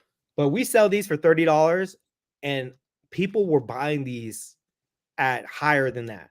I saw these things selling on Whatnot for like $40 to $50 for the boxes. I saw open. Somebody put one of these on eBay, the silver refractor, and it sold for like $72. Another Oh, it one did? sold for $75. You know, Oh, wow. um, Now, have you seen any graded yet? Huh? you're kind of breaking up on me. Can you say that again? Have you seen any graded ones yet? Somebody graded it with a company called Mana Grading, which I had never heard of up until then. But Beckett has these in their grading queue right now. So Okay. you're gonna see some Beckett slabs come out pretty soon. So these are gradable by Beckett and they're gradable by CGC. All right, and CGC we're working and on the other Beckett. companies. So if Yes, I want to get we're mine working on the other graded that you companies. gave to me, I can send this to Beckett or CGC and get it graded. Yes, yes, All right. yes. And then But there's an award things- if someone gets a grade by BGS, they're going to get an uncut sheet, correct? yeah, we have achievements. Something that I wanted to do that was fun. Instead of like redemptions, I wanted to do achievements, basically. So like if you pulled the God case, which is another gimmick that I came up with, if you pull that, you get a uncut sheet, which somebody did. If you complete the rainbow, not including the 1 of 1 with all the parallels, you get an uncut sheet. And a couple people did that. Oh wow! Already. In fact, I think James, I see one of our comments, James, the hobby CPA, is in here, which we'll talk about him in the future. But James Skorheimer, I think he got the rainbow. Wow, you've got him hooked. I know. He listens to us all the time. It's so funny. I know. He tells me like he tells me that he listened to us while he's doing his work. It's funny to me. Wow, you got him the bug now. Look, he's been tuning in the Between Two Slabs the last three or four shows. He's rebranded himself as the hobby CPA. So at some point he's going to be on this show. We're going to interview him and he's going to answer a lot. He's going to answer all your questions on how to minimize your tax burden in the hobby. Look what he started, man. I know. So what's a God box, Dan? You didn't tell me what a God box was. The God case is where all the boxes in the case are hits. And somebody pulled that out. Like variations? They're all hits. They're all variations. So the regular case configuration is going to be 5 hits guaranteed. And the God case has 20 hits. Jeez. Yeah. Oh my goodness. Has someone opened that up yet? Yes. Oh my goodness. Wow. Yes. My sports card hunter. What? I know, right? What? Stefan did it? Yeah. He bought 3 cases. He bought 3 cases and he got one. Yeah. Oh my God. He loves Disney. No, he bought 4 cases. 4 cases and he got one. Okay, well, he deserves it then. Yeah, for sure. Jeez. But I also Daps, our friend Daps, bought 3 cases and he broke it on his Daps Rips channel, which is all pop culture cards. Okay. Sold out 3 cases within 90 minutes. It was crazy. Get out of here. Yeah. So I'm proud of that because it's like it shows that on the secondary market, these people value these, right? Like I don't want people to buy this and then turn around and flip it. That's not my intention. It's a $30 card. This is not meant to sell for like $500 or whatever it is, although there are sales in that range. I don't want to promote it, but there are sales in that range for the golds. Okay. But that's not the intention. It's not, I wanted to make this affordable for everybody, but just the fact that people are trading it on the secondary market now, and it's holding the value. That's pretty cool for me to see. So that's just another element that I kind of wanted to brag about a little bit and kind of pat myself on the back for that. Well, yeah, I mean, that's a great idea. I mean, have you seen that Piggy Banx started an eBay page too, and he put one of his cards up, I think, on auction as well. Did you see that with the guy? The last time I checked on that, it was $6,000. I don't know what. I was going to tell you. Like, imagine if you put some of your card there on eBay, how they would do. Yeah, yes. It ended at $6,000. That's crazy. That was his first art card he put on his eBay page. Yeah. Because he has 0 feedback, and he still is the Orange Jacket Club. That's crazy to see. Crazy. I guess that's the only one he made. He didn't make any variations. That was the 1 of 1. I guess that's why it did so well. That's crazy. But the piggy bank market is on fire right now. I know. So imagine Saturday morning cards one day. It's going to have its own eBay account and everything. I don't know. No, yeah, I don't know, man. I'll tell you this is the goal for this. Okay. I'll just be straight up honest with you. The goal for this is I'm making cards for myself. Right. All the cards that you see, the designs, everything, it's more or less stuff that I think is really cool, and I'm making it for myself. And I'm just hoping that other people who like the same things that I do, who grew up in the same time that I did, they're gonna like it too, you know. So you're gonna see IPs out there. I mean, I've got a wish list of IPs. This is not planned at all. This is just my wish list, okay? But you're gonna see, like, you know, if I could, I'll make like cards of Thundercats. I'll make Inspector Gadget. I'll make oh, you remember Inspector Gadget? Of course. You know, that when I was a kid. That came out. Biker Mice from Mars. Oh wow. What's it called? Big Trouble in Little China. You know, RoboCop. Movie. Okay. You know, movie. And you know my favorite movies, which I think are the best of all time. Oh. Dick Tracy, The Shadow, The Phantom, and The Rocketeer. It's my goal to make all 4 of those pulp movies. Those were like serial based. Yes. Movies. Just anything from my childhood, from the 80s, 90s. I'm gonna make it. I'm probably gonna make some more modern stuff too that I think is really cool. But you know, everything will be basically just for me. Basically, I'm making my own collection now. This is it. I don't need to buy anything else. I'm making my own collection, and hopefully people will enjoy that too, and then they can kind of jump on the bandwagon and enjoy the ride with me. And then you know, so that's what this project is. So it's just, I'm happy to share it with everybody, and I hope that we continue to put out these releases, and you'll see this concept grow, and maybe these other companies will kind of see what we're doing, and maybe they'll start to put their resources behind it and kind of follow suit and do kind of similar IPs and things like that, because I think that would be awesome. You're probably going to start a wave here. I hope so. You know, I hope so. I've already had a lot of other people ask me about certain elements of what we're doing here, and you know, trying to get information from us and things like that. So I feel like people are taking notice, for sure. And we have a big announcement. I don't know. Should I make this announcement? Should I make this announcement right now? Do you want an exclusive? Do you want to hear? I would love it. I have a feeling, but I have to keep my mouth shut, so I can't say anything. I have to let you do all the talking. Just do it. I'm in a good mood. Okay. We only got 25 people in here. Most people will probably never even hear this. Oh yes. So this is the part where, you know, exclusive. If you just happen to be listening, then you'll hear this. If not, then you missed out. Okay. Burbank Card Show in August. Right. We're going to that Burbank Card Show. Yep. Mm-hmm. I told you this. Anaheim at the Convention Center at Disneyland. Yes, I told you this already. I will be going there, but I'm not going to be going to set up my normal personal inventory. I will be going there to represent Saturday Morning Cards. Oh boy. And we will have a big booth. We will have a really nice booth that I'm going to design to show off the cards plus the new releases that we're doing. And then for the Burbank show, we will have an exclusive Steamboat Willie release. What? It will be an exclusive 4-card set release. You can only get the cards if you go each day of the show. So Thursday, you get a card. Friday, Saturday, Sunday, you get a card each day. The cards will be numbered 1 to 100, right? Okay. It will be the star pattern. So just like this, but different colors. Ooh, look at that. Okay, different colors, exclusive to the Burbank Card Show. And there will be a gold 1-of-1 star pattern each of the days that you can get. There will be? Yes.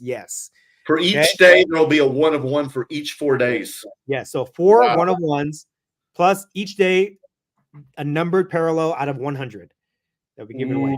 I'm going on 4 days then. And all the cards will come in a box like this, and the spine of the box will have a photograph so all 4 boxes will complete one photograph. So it'll be a box set. Oh, the stack will create a pattern or something, Yes, or a collage or something. And then there is another surprise, but I've said too much already. So now you'll have to get these at your booth when we're at the Burbank Card Show, correct? Yes. Gotcha. So the details, I think, I'm not sure exactly on the details, but I think if you buy like a VIP ticket, you get one of these or something. You add it on or something like that, and then you can come pick it up at the booth. And then there is another surprise, but I can't tell you yet until it's confirmed. Okay. But yeah. So we will have a Burbank exclusive, so that's going to be something really fun. And then we have releases planned for, hopefully we can get it out the next one in June, end of June. And then hopefully the next one after that will be end of July. We'll see, but we got releases planned throughout the rest of the year. That's just a couple months from now, Dan. It is. I'm putting all my focus into this right now because we've got a lot of momentum. We've got a lot of positive feedback. We're growing a community of collectors that are really hardcore and supporting us, which is awesome. So I'm putting a lot of my time and attention into Saturday morning cards. I'm going to be transitioning away from being a personal dealer at shows. I'll still do it maybe once in a while, but like the main focus is going to be on this because I want to build something special. I really want to build a collector base around this of people that will support us. And we're going to be doing a lot of fun stuff, dude. Like, because it's basically just me and my partner, and we're a small company and we don't have any restrictions on us. Really, we can be flexible. We can do a lot of fun stuff. So we're going to be doing things like the uncut sheet achievements. We can do that. We're going to be giving away. We're going to be making merchandise, selling merchandise, and giving it away to people. Do you want to see one? You want to see something? Yeah, let's see it. Yeah, let's see it. I can't wait. Oh my goodness, I didn't even know he had it with him. Look at there he is. He's pulling it out of his Santa bag over there. Okay. What is it? I'm going to show you something, and just tell me what you think what comes to mind when you see this, okay? Okay. What comes to mind when you see this? Like downtown, but also like the vending stickers. The vending machine stickers. That's what this is. It really is. Yeah. So I made like the. Oh wow. Okay. The 80s, early 90s vending machine prism stickers. Yes, I made these. Like the ones you had for like wrestling and the Michael Jordan sticker. Wrestling, X-Men, the Marvel ones, all that stuff. We made our own. Isn't that cool? The silver prism borders around it. Yeah. So these are things that we'll be selling at our booth, and then I'll be giving these away to people and things like that. So I'm going to be doing a lot of fun stuff like that. I got a lot of ideas. I'm a super creative person, so I've got all these ideas that I want to manifest into reality, and then and I'm going to have a lot of fun with it. Yeah, I can put that on my laptop or my Zion case. Yeah. We have a whole bunch of them. So these will be Zion case. Yeah, these will be available at some point to purchase and giveaways and things like that. And we'll be doing a lot of fun stuff, dude. Right next to my Great Curator sticker. Exactly. Yeah. So it's gonna be a fun project that we're gonna be part of for the next foreseeable future. Okay. All right. Anything you want to add? Congratulations to you and Mo Paper Gems. Much deserved. I loved how people were receptive, not only in the States, but London. I'm glad you were able to bring some to London because, like we already told the viewers, that the Londoners were more collectors and they ate it up. So that's great that you had exposure there as well. Yeah. It's great. It's fantastic. Okay. All right. Anything else you want to talk about before we get to comments? We don't have a lot of comments here, but we can. That's about it, man. Let's just get on to it. And boy, yeah, I can't wait to go pass out. I slept well last night. I'm pretty tired too. I messed up the Instagram thing, so that's why we didn't have a lot of. Oh, is that what happened? Yeah, because I don't know what happened. I just couldn't go live for some reason. Or maybe I did. I don't know. Yeah, but it expired after an hour. Yeah, I don't know what happened. Had it been longer than that usually. It's usually an hour. Okay. But anyways, okay. So let's get to these comments here. Carlos, Rise and Shine Curator Army. Tommy Hawk, welcome home, gents. Thank you so much, man. Clean catch. What's sold in London? Like I said, American football, soccer, Pokemon, music cards like Taylor Swift, Dan's Saturday morning cards, anything that was collectible, not like a big investment, nothing over $500. So if you ever set up there, things that would sell well is American sports and pop culture, like $100 or less. Mm-hmm. Agree, Dan? Yeah. And Piggy Banx. And what? And my Piggy Banx cards.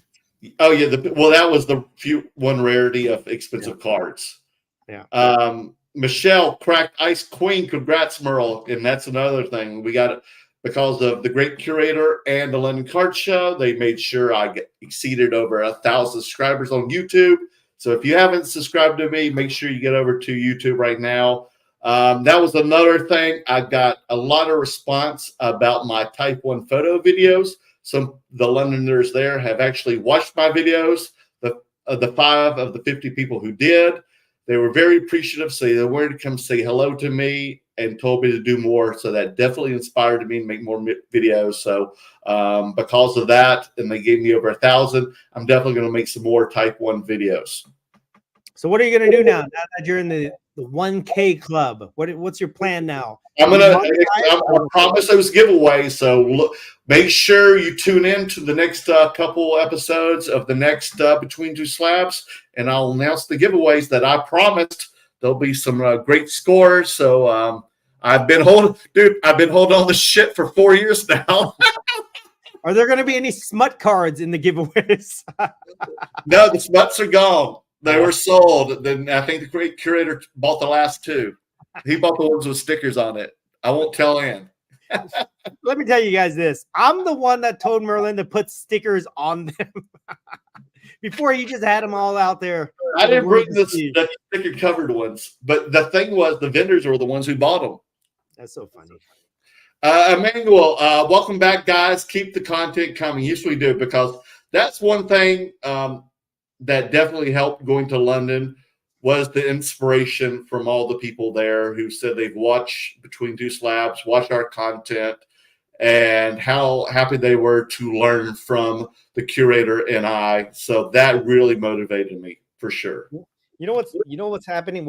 So you're in the 1K club now. Right. I'm quickly or steadily approaching a milestone myself. Do you know what I'm getting close to? What? The 30K club. Oh boy, he just wants to rub that in. 30 on YouTube? On Instagram. On Instagram, okay. Yeah, 30K club. So, a little more than 1,000 on Instagram. I feel like once I get to that point, then I become like verified. Then I can really say what I want. You know, there's some people that I'm getting ready to go after, you know, once I get that platform. So we'll see. But you know what's getting me there? What? Right now? My Japan content is going crazy. People love my food and flea market posts that I've been doing. I've been getting a lot of followers for that. That's true. The most random things that I post on Instagram gets the most likes. Yeah. Like me having tea time in London. Yeah. And I was actually had cakes and all the little pastries, gluten-free and dairy-free at tea time, which you would have loved there, Dan. And you could have taken Emily to see Frozen. They had the Frozen musical below. We did. Oh, you went to that same theater? Yeah. Oh, you went there. Oh, how was it? Well, I didn't go. Ann and Emily. Oh, Ann, at the Drury Theater, correct? Yeah. We stayed in that area. It's a beautiful area. Beautiful. And did Emily like it? Oh, she loved it. Yeah. Oh, wow. Yeah. But yeah, things like that. The most random things had the most likes. I guess the same. You noticed the same thing for you. I'll say this, like, you know, we're. I mean, I guess you could say we're focused on hobby content, but I feel like our content's kind of evolving into like. Yeah. Right. Beyond cards, right? Like I try to make content about toys and comics and collectibles and food and travel. It's just becoming. I don't know, more of our lifestyle, right? Yeah. It's more reflective on my personal lifestyle than it is, you know, showing off cards, you know, like other things like that. And I'm having a lot more fun with it. Yeah, it's that shows. Yeah, definitely shows. Adrian, CV Sports Cards. What's up, guys? Welcome back, lads. Cheers to you too. How many times did you say cheers while you were in London? Lots. A lot? Yeah. Clean catch. I recently went to Israel, and they don't even have trading card stores or shows there. And be careful, man. Clean catch. Paris is my favorite city on earth. The city is so alive. And it didn't smell like urine this time? Paris? Yeah. In the middle of the summer, it starts to smell a little musty, but no. I got there before it did. Yeah. How was your allergies? No issues. No issues. Mine, I don't have any allergies, but man, boy, they tearing me up in London. Yeah. Carlos, Saturday morning card Steamboat Willie has become golden nuggets. Thank you, Carlos. It's crazy. It's crazy. You know what's crazy to me? It's like you make something and then you see people turn around and value it, and more than what it costs. It's like it's wild to think. You know what I mean? So true, man. Yeah. I just don't know what to think. Well, hurry up and get the next cards out quickly. We can't wait. It's coming. It's coming. It's coming. Let's see here. Carlos, $30 is still. Carlos, how many did you get? I think he got one. He did? Sure. Okay. I think so. And how many did your CPA get? He bought a case. James bought a case. James, if I can just kind of out him a little bit here, maybe, I don't know. I'm just gonna say it. He bought a case, and I'm pretty sure he bought a gold one. He bought the Alpha Gold 1 out of 10 from somebody. I'm not gonna say out of 10. Yeah. I'm not gonna say who he bought it from or how much, but I saw that he posted it. He has the Alpha Gold 1 out of 10, and I think he has another Alpha somewhere else too. So he might have a couple of the Alpha cards out there. So that's pretty cool. Good Lord, you got him addicted to the drug of the hobby. It was not my fault.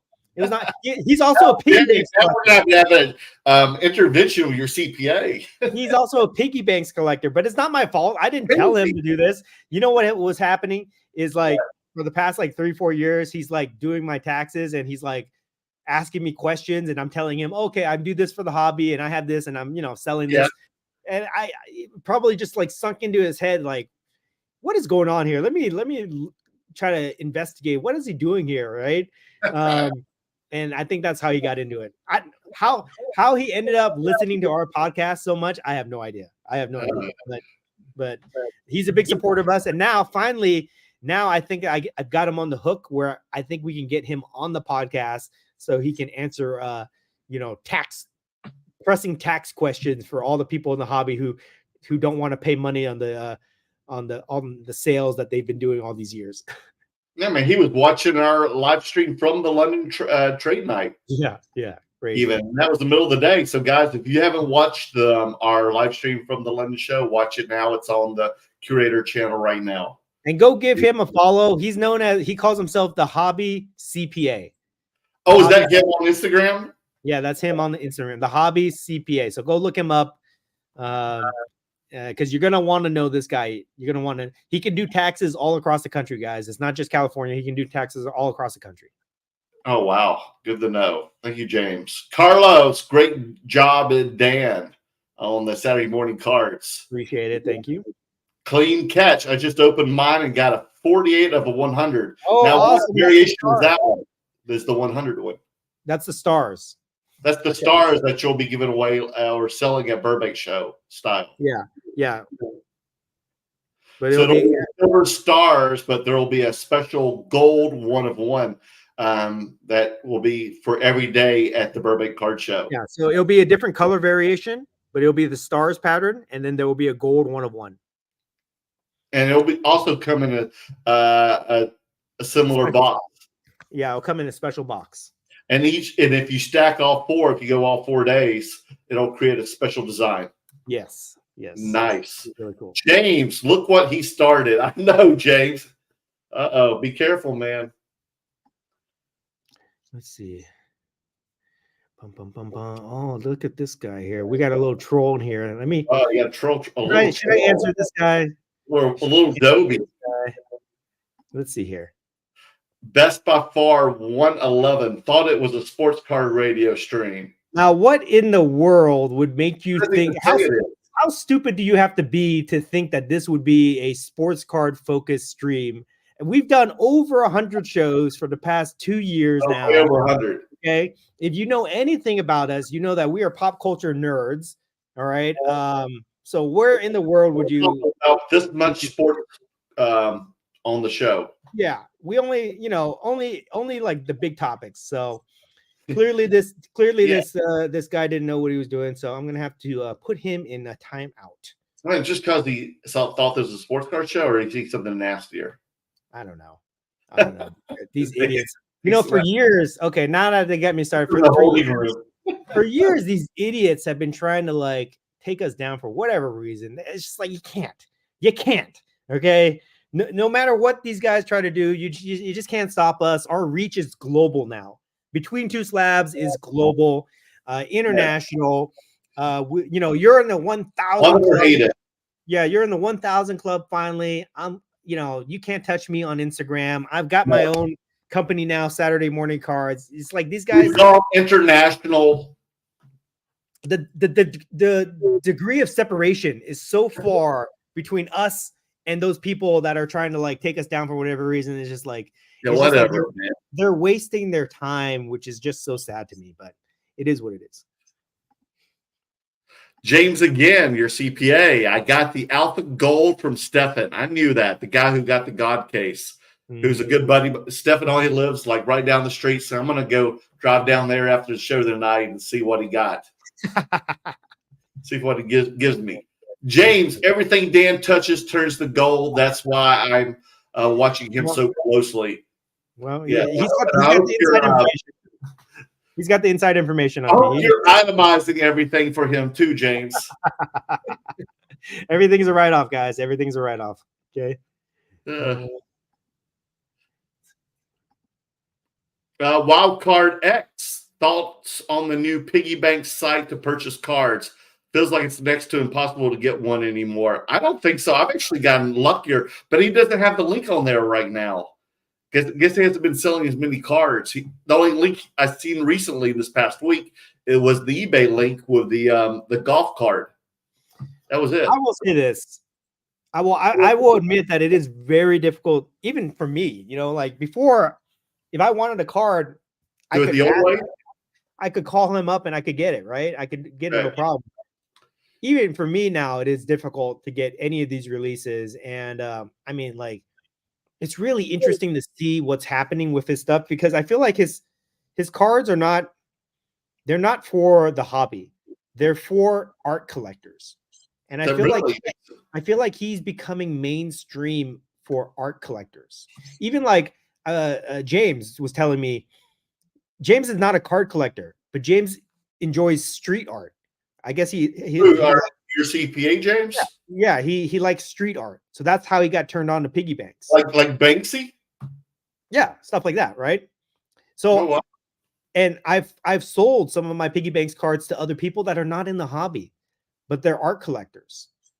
And I've talked to them, and I'm like, how do you know about Piggy Banx? Why are you buying this stuff? If you're not in the hobby, whatever, right? And they're like, well, we love art, and his stuff is amazing, and they call him a genius and this and that. And he has these discords, these Piggy Banx discords, which I'm a part of now, and I'm in there, and I'm watching these people talk about him, and they're like, it's like cultish, dude. Like, I mean that in a respectful, nice way, but it's like a cult. Right. It's like a cult. They love his stuff so much, and they're all behind him. They're all like saying that he's the great. He's like Banksy, basically, talking him up, and they're buying trading cards on this Discord. It's wild to see what's happening right now.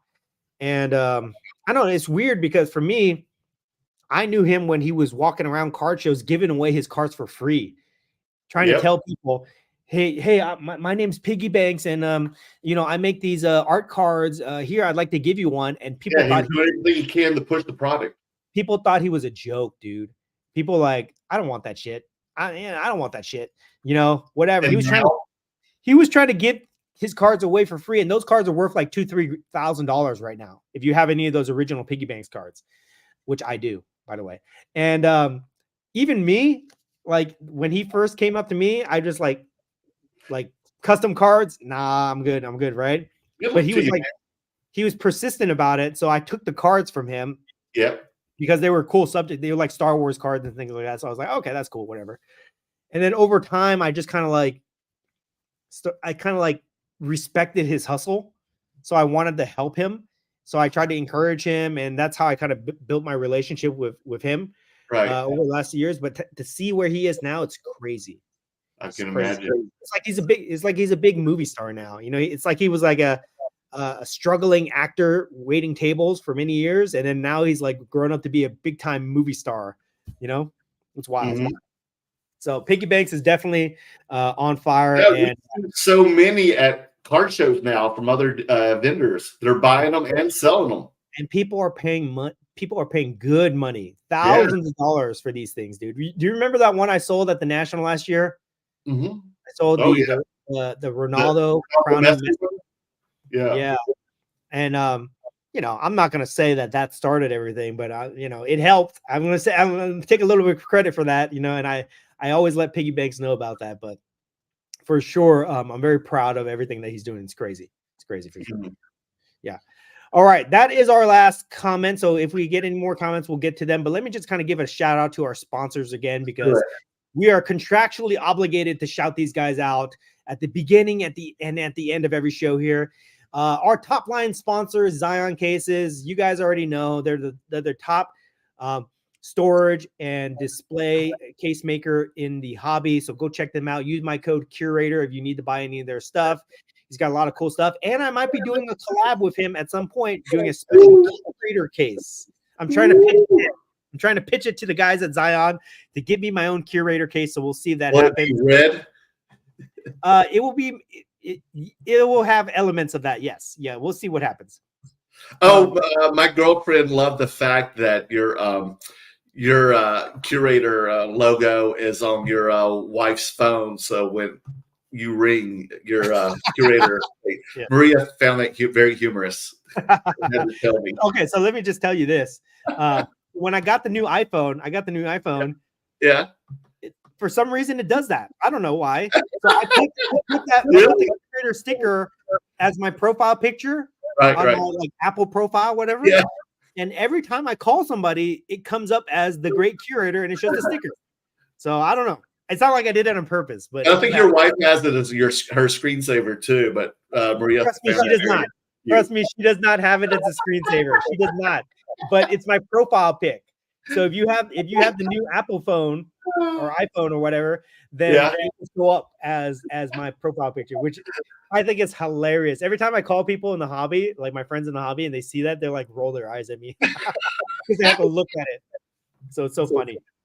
But anyways, Zion display, Zion cases. So check them out. Use code Curator. Stand up displays. They make the best hobby stands, or they make the best card display stands in the hobby, hands down. Nobody else even compares to them.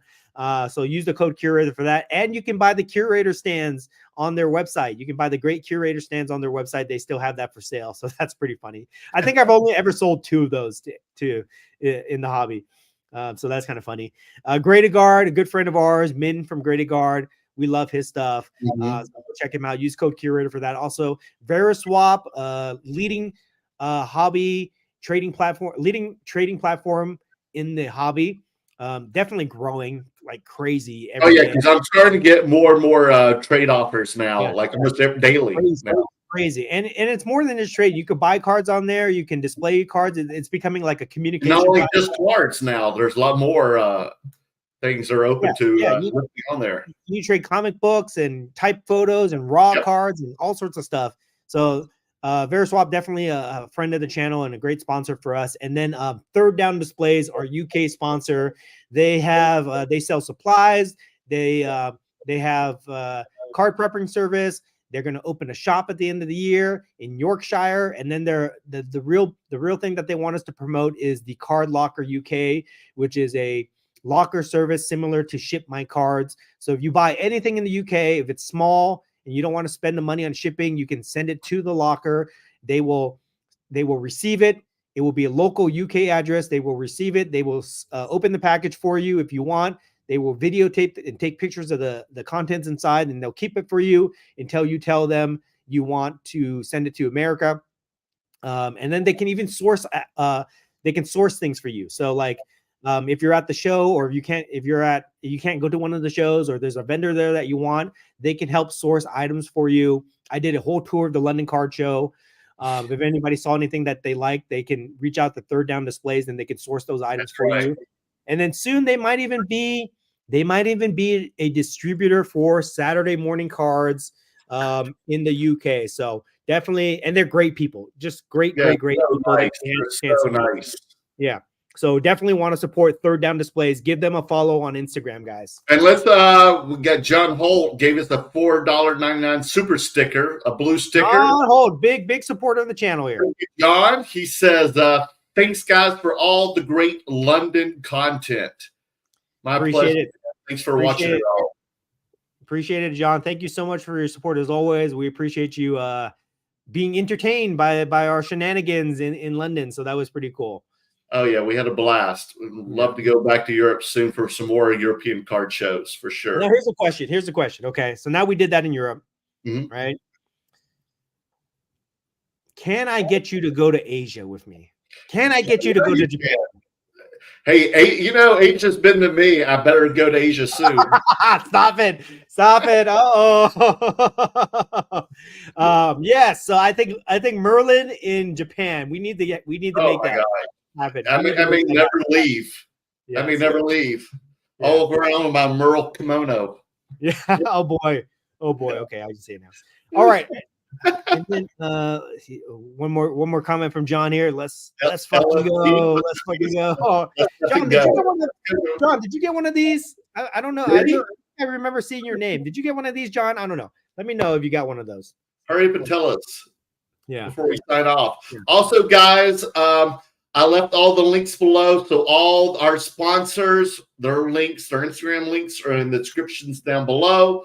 Also, you can listen to Between Two Slabs on every podcast platform like Spotify, Amazon, Google, whatever. Those links are also below. So watch it on your favorite podcast platform, and make sure you leave a like or a comment on those platforms as well. You know, we got those updates where they track our progress with the podcast, and guess, I don't know if you saw it, but guess where we ended up? Nowhere. Where we ranked finally ranked in different countries. In the UK, in Britain, we ranked as for our live podcast we did last week. The live stream. What did we do? We showed up on the rankings. In showed up the rankings. What out of what? 500? No, I think like 100. We were in the top 100 or something. Like yeah. So usually we're in the top. We're in the top in like Singapore for some reason. Singapore loves us for some reason. I don't know what's up. We gotta go. Is there a show in Singapore we can go do? I have no idea. But we usually show up in Singapore, and now we show up in Britain now. So that was pretty cool. We're gonna have to do a card show in that fancy hotel or the fancy club that's way on top. Yeah. Thing. Yeah. Crazy Rich Asians. Is that what you're talking about? Yeah, yes. So real quick here, John says he did not get one of these. How could you not get one of these, John? Okay. And then he says he missed out. The ball. Send me a DM. Maybe I can dig one up for you. Okay. Yeah, John, send him a DM. Okay. Yeah, we'll see. Yeah, how could you not, man? All the super stickers you send us, you got to buy a damn card. Right. Okay. Anything else you want to promote before we sign off? That's it. I'm just going to rest, relax, and like I said, look forward to the next shows. I'll be giving some giveaways thanks to the London Car Show and Great Curator helping me get to that $1,000 subscriber goal. So thank y'all so much. Okay. Should I do the London outro? Should I? Yes, let's do it. Okay, let's do it. All right. See you guys next week. Thank you very much. Appreciate it. There's a podcast called Between Two Slabs. They consume mass media. It seems